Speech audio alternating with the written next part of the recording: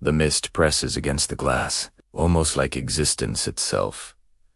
Can you see it, Maestro Paganini? A world without inherent meaning, just there. We are born into it. We make our choices, and then we are gone. Some might call that a tragedy.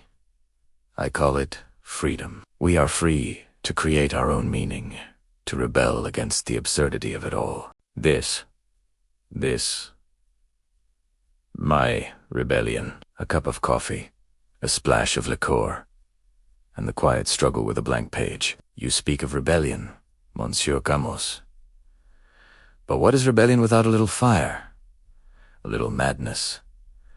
You see this green fairy in my glass, absinthe. It whispers secrets the sober world is too afraid to hear. They said I made a pact with the devil for my talent. Let 10 talk. The art is not born from comfort and sanity. It is forged in the deepest, darkest parts of the soul. The notes I play, they are screams, they are prayers, they are the sound of a man wrestling with his own demons. The devil isn't some horned beast. He's the shadow that follows you, the echo in an empty hall, the part of you that craves transcendence at any cost.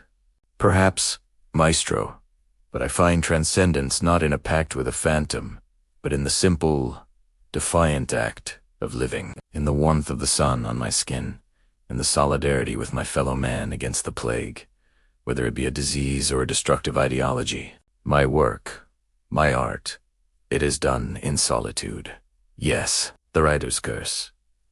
But it is for humanity, to show them they are not alone in their struggle. Some, like my dear friend Sartre, get lost in the labyrinth of their own ideas. They build systems so complex, they forget the simple human heart beating at the center of it all. Honestly, Sartre sucks. Sometimes, the most profound truth is the simplest it is what it is.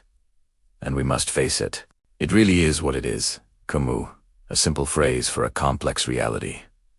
But is it enough? When I stand on stage, violin tucked under my chin, and the first note slices through the silence, I am not merely accepting what is.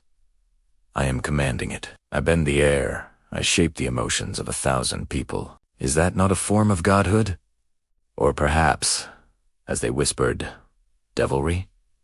The line is so very thin. You write of Sisyphus, happy with his rock.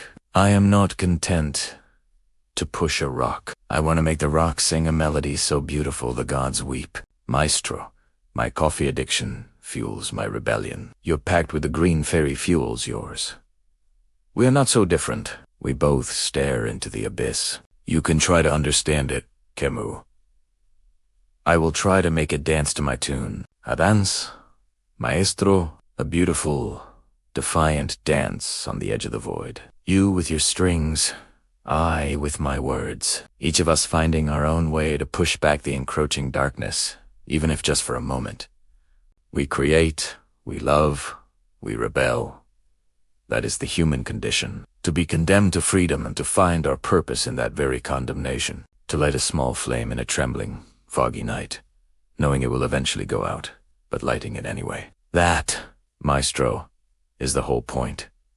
That is where the beauty lies. Not in eternity, but in the fleeting, brilliant, absurd performance. Thank you for watching this impossible conversation. We hope it gave you something to think about. If you enjoyed it, please like this video and subscribe to our channel for more explorations of art and philosophy. And a question for you.